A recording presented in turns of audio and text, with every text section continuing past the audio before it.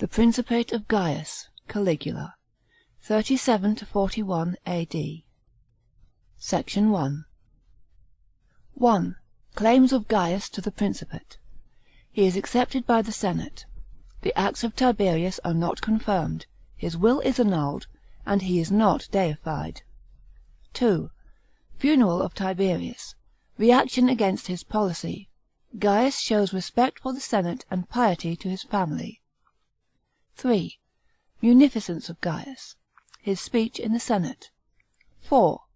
Early life and character of Gaius. He is under the influence of Agrippa. 5. Illness of Gaius. Sympathy of his subjects. Philo quoted. Death of Tiberius Gemellus. 6. Pleasures of Gaius. He degrades his dignity in the circus. 7. Sisters and wives of Gaius. His oriental ideas.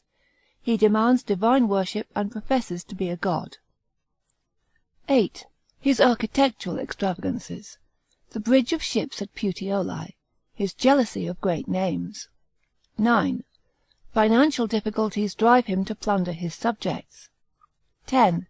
His expedition to Gaul. Conspiracy of Lentulus Gaius. Exile of the Emperor's sisters. Acts of Gaius at Lugdunum. 11. Britannic expedition. His return to Rome. 12. The Reign of Terror. 13. Increased taxation, conspiracy of Caligula, and murder of Gaius. 14. Policy of Gaius in the provinces reactionary. He restores client kingdoms in the east, but annexes the kingdom of Mauretania. 15. Refusal of the Jews to pay him divine worship. Embassies from Alexandria. Section 1. Popular beginnings of the reign of Gaius. We have seen that Tiberius had made Gaius and Gemellus co-partners in the inheritance of his private fortune, thus recommending them to the Senate and people as co-partners in the Principate. He seems to have intended for them a joint rule like that which Augustus intended for his grandchildren Gaius and Lucius Caesar. Perhaps he did not believe that such a rule was possible, but he left the decision to fate. The power and the initiative naturally devolved on Gaius, who was older than his cousin by 7 years and had already entered on public life.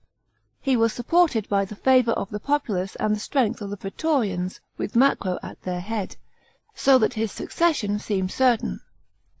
But it is to be observed that from a constitutional point of view, Gaius did not occupy as strong a position on the death of Tiberius as Tiberius had occupied on the death of Augustus.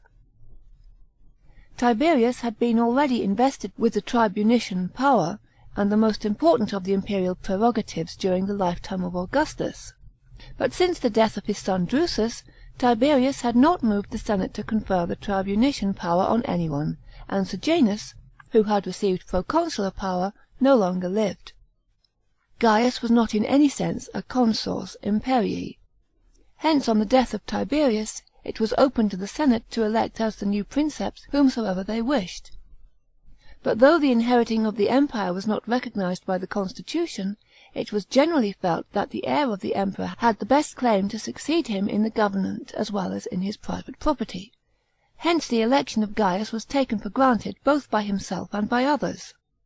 The emperor's death was finally announced to the Senate in a letter from Gaius, conveyed by the hand of Macro, who also brought the testament of Tiberius in which Gaius and Gemellus were appointed co-heirs. Gaius asked the fathers to decree to the late emperor a public funeral, deification, and the other honours which had been decreed to Augustus, also to confirm his acts. But at the same time he demanded that the testament should be annulled. Such a document might prove inconvenient, for though legally it only concerned the private estate of Tiberius, it might be used to give his grandson a claim to participation in the imperial power.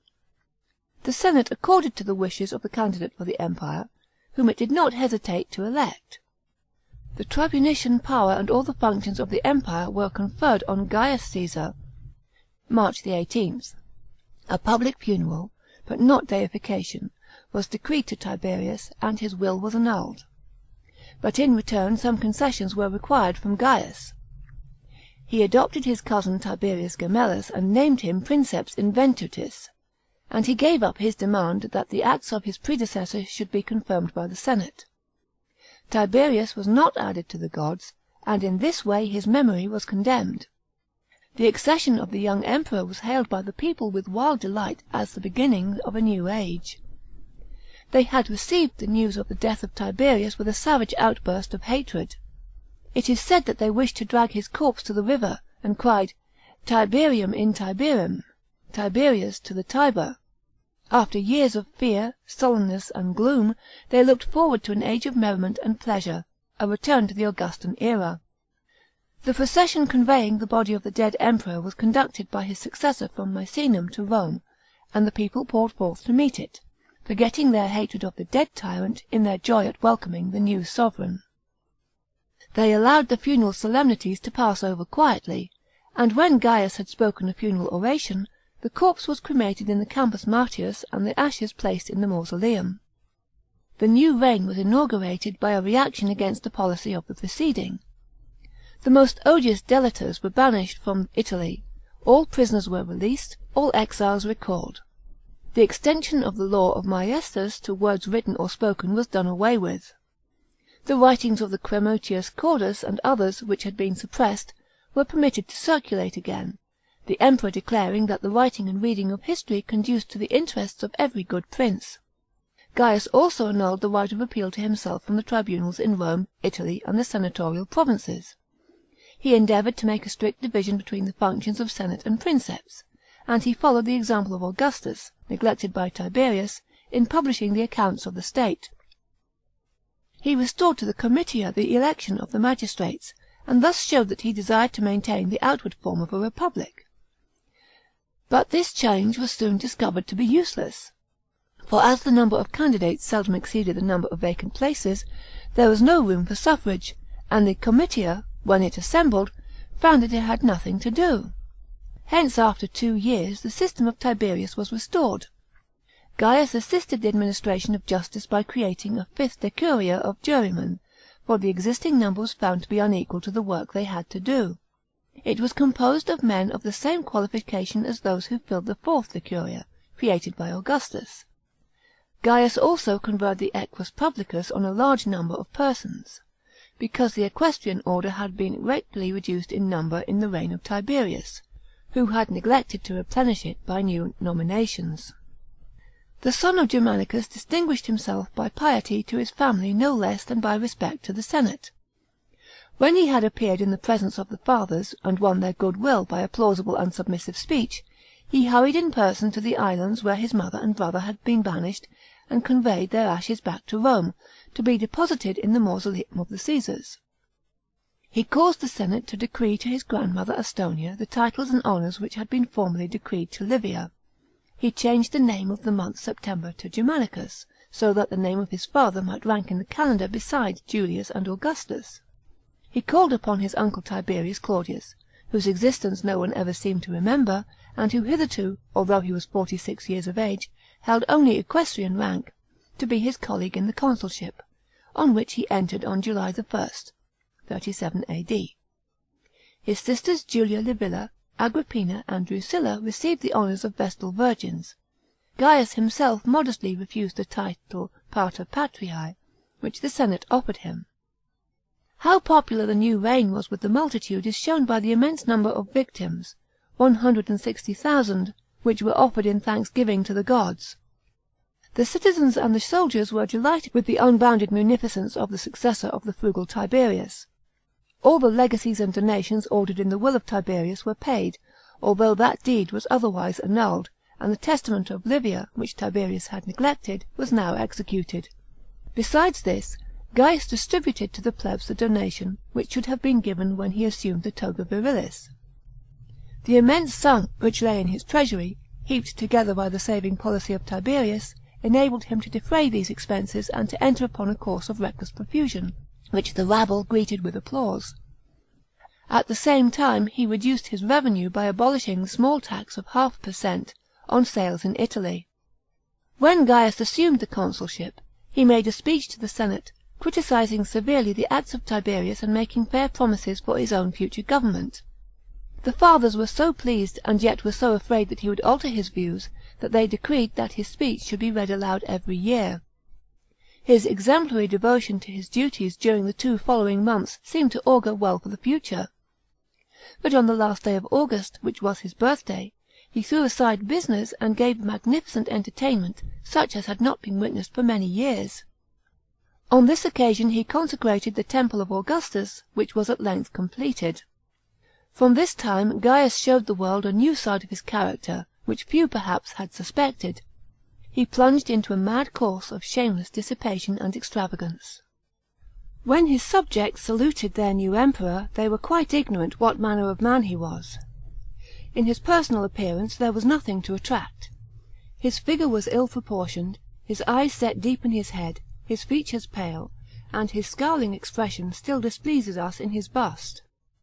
His constitution was weak, and his intellectual capacity was small, and whatever intellect he possessed had never been trained except in rhetorical exercise. Want of training in his youth may partly account for the vagaries of his manhood, but there is no doubt that his brain was affected. He was subject to epileptic fits, and he suffered from sleeplessness. His early childhood was spent in a camp on the Rhine. His next experience was the distressing circumstances of his father's death. Afterwards he was detained under the watchful eye of Tiberius in the lonely island, where he learned to dissemble, flatter, and deceive. It is said that Tiberius penetrated the real character of the crafty boy, and made the remark that Gaius lived for the perdition of himself and all men. All the tastes of this degenerate grandson of Drusus were vulgar and vile. He cared only for the company of gladiators and dancers. He took delight in the sight of torture and death. He seems to have been always thoroughly unsound in mind, and when the unlimited power of the sovereign of the Roman Empire was placed in his hands, his head was completely turned. He had fallen under the influence of Herod Agrippa, who instilled into his mind Oriental ideas as to the divine nature of monarchy, and filled his head with dreams of the grandeur of Eastern kings. This Agrippa, son of Aristobulus, was grandson of Herod the Great, and had come to Rome along with his mother Berenice and his sister Herodias after the death of his father. Rome was at that time an asylum for the members of Eastern royal families, who in their own country would probably have perished by the hand of their reigning kinsman. Antonia, whose father had been a friend of Herod, became the protectress of his grandson, and the young Agrippa was brought up in the company of Claudius, who was of his own age. When his uncle Herod Antipas, the Herod of the Gospels, B.C. 4 to A.D. 39, who married Herodias, obtained the kingdom of Samaria, Agrippa was invested with the governorship of the city of Tiberias. But this did not satisfy his ambition. He returned to Rome in the last years of Tiberius to watch for an opportunity to better his position. He attached himself to the young Gaius, whose prospects seemed to be bright, and obtained a great influence over him. Agrippa was a shrewd and energetic man, who had seen a great deal of the world, very dissipated and unprincipled, and always in want of money. His descriptions of Oriental magnificence, his pictures of the omnipotence which even the smallest monarchs in the East possessed, over the life and property of their subjects, his lessons perhaps in the voluptuousness of Asia, produced a deep and dangerous effect on the diseased mind and sensual nature of the future emperor. Rome had been threatened with the introduction of Oriental theories by Antoninus. She was destined to experience them at the caprice of his great grandson. After the celebration of his birthday, the emperor did not resume his political duties, but gave himself up to dissipation and enjoyment, and from this time to the end of his reign his only occupation was the pursuit of pleasure and excitement. Under the first wild outburst of sensuality his weak constitution gave way and he became dangerously ill. The general distress which was then felt both in Rome and in the provinces show how popular he was. Philo, a Jew of Alexandria, describes the prosperity of the empire at the beginning of his reign, and the sympathy which was felt at his illness. The passage deserves to be quoted. Who was not amazed and delighted at beholding Gaius assume the government of the empire, tranquil and well ordered as it was, fitted and compact in all its parts, north and south, east and west, Greek and barbarian, soldier and civilian, all combined together in the enjoyment of a common peace and prosperity. It abounded everywhere in accumulated treasures of gold and silver, coin and plate. It boasted a vast force of both horse and foot, by land and by sea, and its resources flowed, as it were, from a perennial fountain.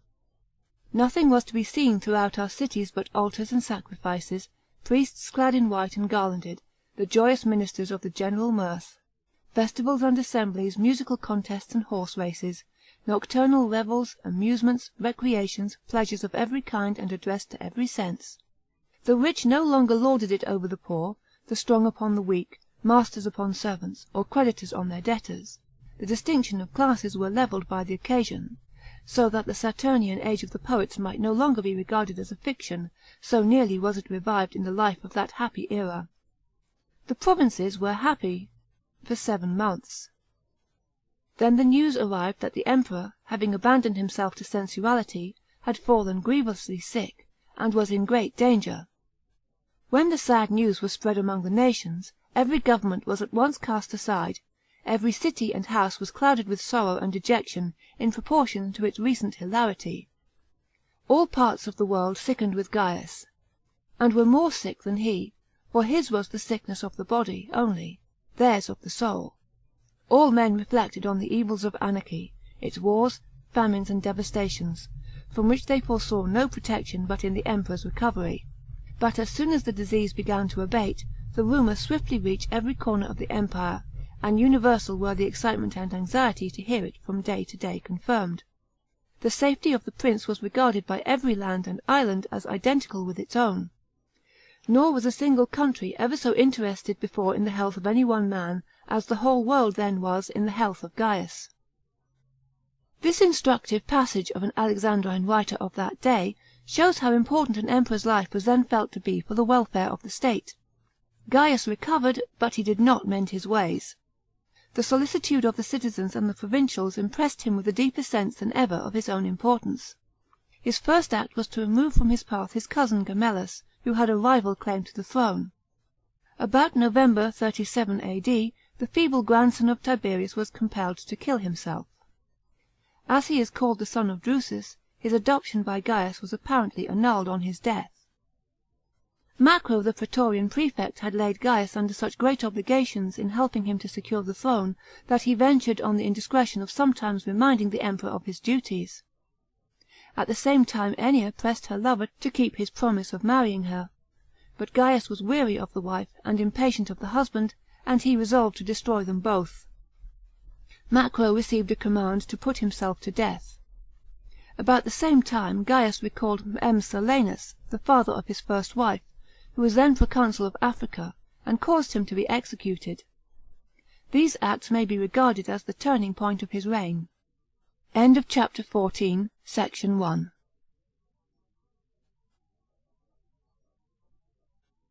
Chapter 14. The Principate of Gaius, Caligula, 37 to 41 A.D. Section 2 to 3. Extravagance and tyranny of Gaius, his murder. Feeling himself superior to both law and custom, Gaius did not hesitate to parade his degraded tastes before the public, and to prostitute the imperial dignity in a way which would have seemed simply inconceivable to Augustus or Tiberius. He took a keen delight in the sports of the circus and in gladiatorial shows, and is said to have himself sung and danced in public, and even descended into the arena. Knights and senators were compelled to take part in the chariot races. Charioteering became a sort of political institution in this reign, and continued to be so until the latest days of the empire. There were 4 rival parties, distinguished by colours, the green, blue, red, and white. Gaius favoured the green faction, and built a special place of exercise for it. But the gladiatorial shows were the special delight of the emperor. He removed the limitations which Augustus had set on the number of gladiators, and the amphitheatre of Taurus and the Septa in the Campus Martius were constantly filled with the rabble and the court witnessing not only pairs of gladiators, but the battles of armed bands. Nobles and knights were forced to fight, as well as slaves, for all his fellow citizens were his slaves in the eyes of this princeps. Combats with wild beasts were also a frequent amusement. One wonders that the higher classes tolerated this juvenile tyranny and such shameless degradation of the imperial dignity. But they seem to have felt it as a change for the better after the parsimony and austerity of the preceding reign, and they saw that the new fashion of things was popular with the rabble. Gaius is said to have lived in incestuous connexion with his 3 sisters, and though this charge is uncertain in regard to Agrippina and Julia, there can be no doubt about Drusilla, of whom he was very fond. He had separated her from her husband, and lived openly with her, after the manner of the Ptolemies and other Oriental potentates. When she died (July 38 A.D.), he was inconsolable. The senate decreed her the honours of Livia, her statues were placed in the Curia and in the Temple of Venus, and she was deified under the title of Panthea. All the cities of the empire were commanded to worship her. During his principate, Gaius was married 3 times, and in all cases to married women whom he snatched from their husbands. The first, Orestilla, wife of Cn. Piso, was soon repudiated for the sake of Lollia Paulina, the wife of Memmius Regulus, the same who had assisted in the arrest of Sejanus. She was a very rich lady, and her wealth was probably her chief attraction for the Emperor. She was then divorced on the ground of barrenness, and was succeeded by Melonia Caesonia, to whom, though she was a woman of plain features, the Emperor seems to have been really attached. As time went on and Gaius found no resistance offered to his sovereign will, as he saw the world at his feet and men of all classes content to be his slaves, he was seized with the idea of his own godhead, and exacted divine worship. The Oriental notions which he learned from Agrippa, and the deification of Julius and Augustus, suggested to him this extravagance. He believed that nothing was impossible for him to execute, and his great passion was to make it manifest that he was controlled by no law, and not subject to ordinary human affections. He exulted in looking on suffering without blenching. He regretted that his reign was not marked by some striking disaster such as the defeat of the Varian legions. He used to dress himself like Bacchus or Hercules or Venus, and play the part of these deities in the temples before an admiring crowd. He pretended to converse with Jupiter in the temple on the Capitol, and for this purpose, in order to have speedier access to his divine kinsman, he caused a flying bridge to be thrown across the Velabrum, reaching from the Palatine Close to the newly dedicated Temple of Augustus to the Capitoline. Among the gods, as among men, he claimed to be preeminent. He declared that he was the Latian Jupiter, and he challenged with a Homeric verse Jupiter Capitolinus to combat. He endeavoured to manifest his divine nature by architectural constructions of colossal and fantastic designs. He connected the imperial palace with the temple of Castor in the Forum, perhaps by a series of corridors supported on a bridge, and thus made the temple the vestibule of the palace. This construction has disappeared without leaving a trace. His most useful work was the aqueduct conveying to Rome the waters of the Aqua Claudia and the Anio Novus. But this he was unable to complete. He planned a work, which has been often designed but never executed, the making of a canal through the Isthmus of Corinth. His most daring construction was the bridge across the Gulf of Baiae, 39 A.D., which was clearly not intended to be permanent. A soothsayer, it said, had prophesied that Gaius would never become emperor any more than he would drive a chariot across the Gulf of Baiae. Gaius determined to drive across it, attended by a whole army. Having collected all the ships that were to be found in all the havens far and wide, thus impeding the regular course of commerce and causing serious inconvenience, he drew them up in a double line from Baulae to Puteoli. On this bridge of ships was placed a great floor of timber, which was covered all over with earth and paved like a high road. A new and unheard of spectacle was devised, to be exhibited on this structure before it was demolished, and the whole shore from Misenum to Puteoli was crowded with spectators. The emperor, dressed in armour which had been worn by Alexander the Great, rode at the head of a band of soldiers, across the bridge, and entered Puteoli as a conqueror. Next morning he drove back in a triumphal chariot, but dressed as a charioteer of the Green party. He halted at the centre of the bridge and made a speech. A banquet followed, which lasted till late in the night, and the whole scene was illuminated with torches on the bridge and on the coast. Intoxication prevailed, and many spectators were drowned. If he was zealous for his own fame, Gaius was jealous of the fame of others. He caused the statues of the distinguished men of the Republic, which Augustus had set up in the Campus, to be broken in pieces. He forbade the last descendant of the Pompeys to bear the name Magnus. He commanded the works of Virgil and Livy to be removed from the libraries, on the ground that Virgil had no genius, and that Livy was careless. He would not permit the image of his own ancestor Agrippa to be placed beside that of Augustus. He even repudiated his grandfather, and gave out that he was the grandson of Augustus and Julia, living in incest like the gods. The extravagances of Gaius at last plunged him into financial difficulties. He exhausted the large treasures accumulated by Tiberius, and in order to refill his empty purse he began to persecute the nobles, and confiscate the property of the rich. Hitherto he had steadfastly and vehemently denounced all the works of Tiberius, but, pressed by want of gold, he did not hesitate to revive the law of treason and the system of delation in order to plunder his fellow citizens. Appearing in the senate, he openly praised the policy of his predecessor, and announced the revival of the laws of Maiestas. The senate thanked the emperor for his clemency in permitting them to live, and decreed him special honours. Many rich senators were sacrificed to appease the emperor's cupidity. L. Annaeus Seneca only escaped because his declining age promised that his wealth would soon fall into the imperial coffers without prosecuting him. The nobles exiled in the islands were put to death, and their fortunes confiscated. But Gaius ultimately alienated not only the senate, but the people, by imposing new taxes which affected Italy and Rome, and the soldiers, by rescinding their wills. But before he went so far as to tax the citizens of Rome, 41 A.D., he had plundered Gaul. In September 39 A.D., he announced that hostilities of the Germans required his presence on the Rhine, and proceeded thither with a retinue of dancers and gladiators. Lentulus Gaetulicus, a son-in-law of Sejanus, had been now for 10 years the commander of the legions of the Upper Rhine. Before the death of Tiberius, he had been accused of having relaxed the discipline of the camp in order to win the favour of his soldiers. When he was threatened by disgrace, he boldly defied the Emperor to remove him from the governorship of Upper Germany, and Tiberius had left him where he was. Perhaps the purpose of the expedition of Gaius was to assert the imperial authority over this independent legatus, and restore military discipline. It is certain that the barbarians beyond the limes were at this time troublesome, and the victory which Gaius announced to the senate may have been warranted by a real repulse inflicted on some band of Germans attempting to invade Gaul. At this time a conspiracy was formed, in which Lentulus Gaetulicus was implicated. The object of the plot was to slay Gaius and place M. Aemilius Lepidus on the throne. Lepidus had been a favourite of the Emperor and a companion of all his pleasures. Gaius had given him in marriage his favourite sister, the unfortunate Drusilla, and had intended to designate him as successor to the empire.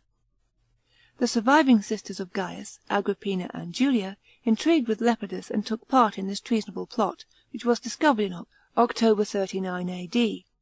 Gaetulicus and Lepidus were executed, and the 2 women were banished. Gaius sent a full account of their adultery and treason to the senate, and asked the fathers to confer no distinctions on his kinfolk for the future. He also sent 3 swords, destined for his assassination, to be dedicated as votive offerings to Mars Ultor. To fill the place of Gaetulicus, he appointed Lucius Galba, afterwards emperor, who enforced and restored discipline among the demoralized legions. The emperor spent the winter at Lugdunum, where he practised every device for extorting money from the inhabitants of Gaul. Prosecutions and executions were the order of the day. Auctions were held, at which the people were forced to buy at extravagant prices. It is said that furniture of the imperial palace was conveyed from Rome to the banks of the Rhone, and that the emperor himself played the auctioneer, recommending each article and encouraging the bidding. "This was my father's," he said, "this my great-grandfather's, this was a trophy of Augustus, this an Egyptian rarity of Antony." By such means the imperial coffers were enriched. Lugdunum also witnessed the great-grandson of Augustus mocking the celebration of the ceremony at his altar, which represented the union of the Gallic provinces. Among the contests which were instituted in his honour were competitions in rhetoric and verse. Gaius compelled the unsuccessful candidates to wipe out what they had written with their tongues, under penalty of being cast into the river. On January 1, 40 A.D., he assumed the consulship for the 3rd time, but resigned it on the 12th day. As his destined colleague had died before the end of the year, and the senate was afraid to nominate anyone in his place without the imperial sanction, the emperor was sole consul during the short period of his office. In spring, he advanced northward from Lugdunum to the shores of the ocean, in order to achieve the work which his greater namesake had attempted, the conquest of Britain. This project was suggested to him by Adminius, a fugitive prince of that island, who had sought refuge with the Romans. The large army which Gaius had collected reached the Bononia (the northern Bononia is now Boulogne, as the southern Bononia is Bologna) of the north, otherwise called Gessoriacum, expecting to take ship there. But one day they were ordered to form in line along the shore, in full battle array, and Gaius, who reviewed his troops from a trireme, suddenly issued a command to pile arms and pick shells.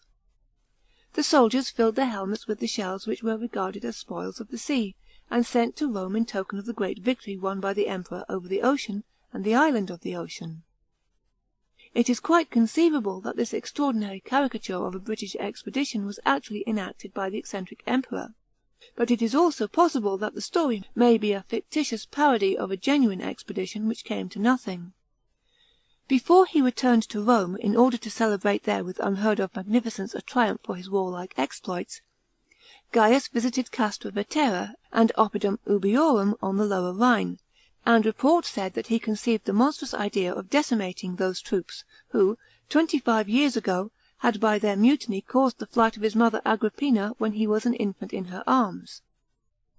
The tale probably rests on some jest which the Emperor let fall, in his bantering manner, and which was taken up as serious. His entry into Rome, August 31, 40 A.D., took the form of an ovation, not a triumph as he proposed. For the senate, uncertain what his real wishes were, had not ventured to decree him a triumph until the last moment, and Gaius, filled with resentment, refused their tardy offer. "I am coming," he said, "but not for the senate. I am coming for the knights and people, who alone deserve my presence. For the senate, I will be neither prince nor a citizen, but an imperator and a conqueror." From the moment of his return the Emperor threw off all the remaining disguises which cloaked the monarchy, and all the fictions of liberty. He appeared in the undisguised character of an Eastern autocrat. Instead of entering Rome as a citizen, he entered in the garb of an imperator, and it is said that he would have assumed the diadem, if he had not thought himself superior to the kings of the East who wore it. The cruelties and excesses of the new tyranny, which exceeded what had been hitherto experienced, necessarily led to conspiracies. A plot, in which Anicius Cerealis, who will meet us again in a subsequent Principate, took part, was detected, and the senate decreed that the Emperor should occupy a seat in the Curia, elevated so high that no conspirator could reach him. Fear of his life made Gaius doubly cruel, and yet the nobles, instead of striking a blow for their freedom, tried to save themselves by servility to the worthless favourites and delators. Such was the freedman Protogenes, who carried about with him 2 tablets, called Sword and Dagger, on which the names were inscribed of those who were marked out for death by execution or assassination. To what a pass the spirit of the senate had descended is illustrated by the fate of Scribonius Proculus. One day, when Protogenes entered the Curia, and the senators pressed forward to shake hands with him, he cried to Proculus, who was among them, "What, darest thou, the enemy of Caesar, to salute me?" The word was hardly spoken when the fathers fell upon their brother senator, and stabbed him to death with their styles. From such men the tyrant thought he had little to fear. Financial difficulties drove the Emperor at length into imposing a number of new taxes on Italy and Rome, and these measures deprived him of any vestige of popularity that he still enjoyed with the populace on account of the shows with which he amused them. In January 41 A.D., he imposed a tax on imports at the Italian harbours and at the gates of the Italian cities, including Rome. He ordained a fee of 2.5 per cent. For persons suing in the courts of law. He established an income tax, which was levied even on prostitutes. He seems also to have resorted to the device of debasing the currency.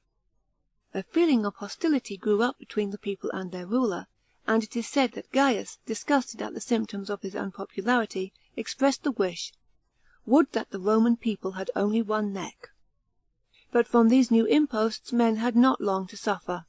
A conspiracy was formed among the praetorian officers, in which Cassius Chaerea, who owed a personal grudge to the Emperor, and Sabinus, both tribunes of the praetorian guards, took the most active part. L. Annius Vinicianus and some of the imperial freedmen were also implicated. The blow was struck on the 24th of January, 41 A.D., just as Gaius was making preparations for a campaign of extortion in the rich province of Egypt. The assassination was accomplished by Chorea and his fellows in the vaulted corridor which connected the palace with the Circus Maximus, through which Gaius was passing to see the horse races. The conspirators succeeded in escaping from the swords of the German bodyguards, and the corpse of Gaius was hastily interred in the Lamian gardens. At a later period it was exhumed and cremated by the sisters whom he had banished. At his death Gaius was only 30 years old. Section 3. Provincial government. The Jews. If the Principate of Gaius was a reaction on that of Tiberius in domestic policy, so too in provincial affairs he aimed at altering the arrangements of his predecessor. Tiberius had deposed Antiochus of Commagene and made that district a province. Gaius restored it to the deposed king's son, Antiochus IV. Epiphanes Magnus increased it by the Cilician coast, and restored 100 million sesterces, the confiscated property of his father. Agrippa, whom Tiberius had imprisoned, received the tetrarchy of his uncle, Philip II., who had recently died, and in addition Abilene.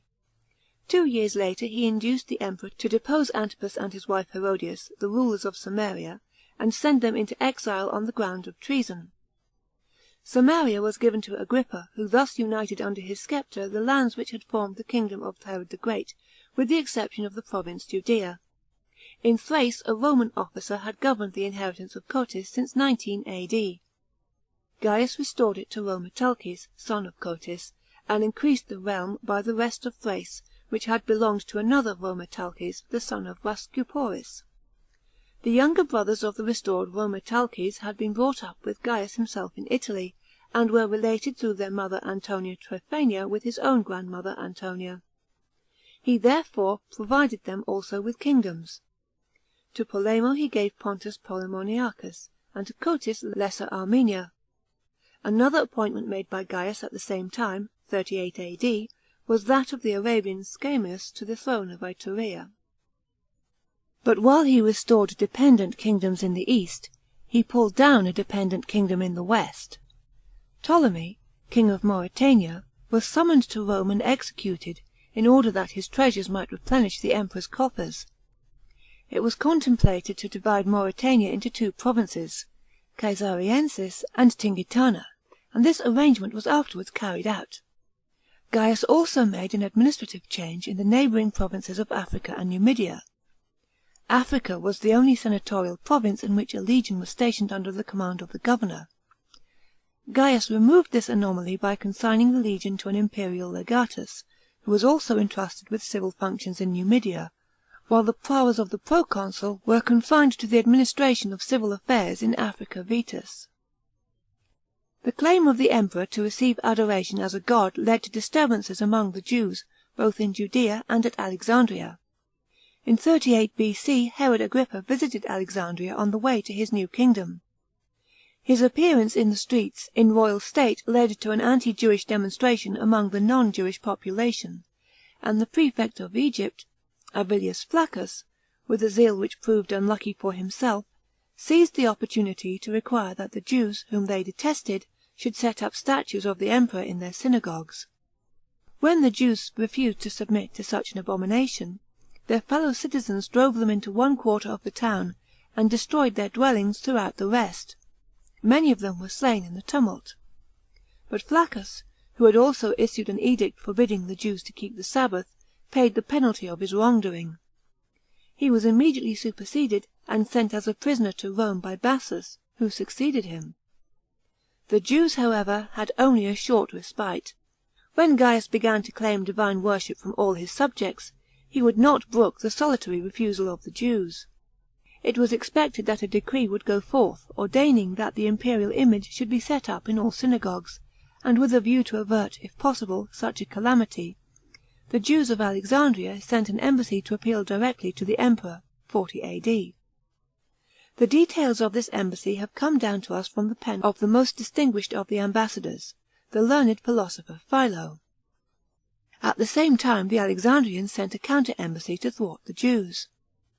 When they arrived on the coast of Campania, the tidings met them that orders had just been issued to Petronius, the governor of Judea, to set up a colossal statue of the Emperor in the Holy of Holies at Jerusalem. Gaius was at this time engaged in transforming the house and gardens of the Lamius into a royal residence, and the rival embassies from Alexandria were summoned thither. They found him hurrying about from room to room, surrounded by architects and workmen, to whom he was giving directions, and they were compelled to follow in his train. Stopping to address the Jews, he asked, "Are you the god-haters who deny my divinity, which all the world acknowledges?" The Alexandrian envoys hastened to put in their word. "Lord and master, these Jews alone have refused to sacrifice for your safety." "Nay, Lord Gaius," said the Jews, "it is a slander. We sacrificed for you not once but thrice, first when you assumed the empire, then when you recovered from your sickness, and again for your success against the Germans." "Yes," observed Gaius, "you sacrificed for me, not to me." And thereupon he hurried to another room, the Jews trembling, and their rivals jeering, as in a play. The next remark he addressed to them was, "Pray, why do ye not eat pork?" Finally he dismissed them with the observation, "Men who deem me no god are after all more unlucky than guilty." The embassy of Philo and his fellows was a failure. Gaius was resolved to impose his worship on the Jews, and his orders to Petronius were confirmed. The rebellion of Judea seemed inevitable, when the death of the mad tyrant averted the sacrilege from the temple of Jerusalem. Chapter 14. Sections 2. Tiberius had been already invested with the tribunician power, and the most important of the imperial prerogatives during the lifetime of Augustus. But since the death of his son Drusus, Tiberius had not moved the senate to confer the tribunician power on anyone, and Sejanus, who had received proconsular power, no longer lived. Gaius was not in any sense a consors imperii. Hence on the death of Tiberius, it was open to the senate to elect as the new Princeps whomsoever they wished. But though the inheriting of the empire was not recognised by the constitution, it was generally felt that the heir of the emperor had the best claim to succeed him in the government as well as in his private property. Hence the election of Gaius was taken for granted both by himself and by others. The emperor's death was finally announced to the senate in a letter from Gaius, conveyed by the hand of Macro, who also brought the testament of Tiberius in which Gaius and Gemellus were appointed Oriental ideas. He demands divine worship and professes to be a god. 8. His architectural extravagances. The bridge of ships at Puteoli. His jealousy of great names. 9. Financial difficulties drive him to plunder his subjects. 10. His expedition to Gaul. Conspiracy of Lentulus Getalicus. Exile of the emperor's sisters. Acts of Gaius at Lugdunum. 11. Britannic expedition. His return to Rome. 12. The Reign of Terror. 13. Increased taxation, conspiracy of Chaerea, and murder of Gaius. 14. Policy of Gaius in the provinces reactionary. He restores client kingdoms in the east, but annexes the kingdom of Mauretania. 15. Refusal of the Jews to pay him divine worship. Embassies from Alexandria. No heirs. Gaius asked the fathers to decree to the late emperor a public funeral, deification, and the other honours which had been decreed to Augustus, also to confirm his acts. But at the same time he demanded that the testament should be annulled. Such a document might prove inconvenient, for though legally it only concerned the private estate of Tiberius, it might be used to give his grandson a claim to participation in the imperial power. The senate accorded to the wishes of the candidate for the empire, whom it did not hesitate to elect. The tribunician power and all the functions of the empire were conferred on Gaius Caesar, March 18th. A public funeral, but not deification, was decreed to Tiberius, and his will was annulled. But in return some concessions were required from Gaius. He adopted his cousin Tiberius Gemellus and named him Princeps Inventutis, and he gave up his demand. Section 1. Popular beginnings of the reign of Gaius. We have seen that Tiberius had made Gaius and Gemellus co-partners in the inheritance of his private fortune, thus recommending them to the senate and people as co-partners in the Principate. He seems to have intended for them a joint rule like that which Augustus intended for his grandchildren Gaius and Lucius Caesar.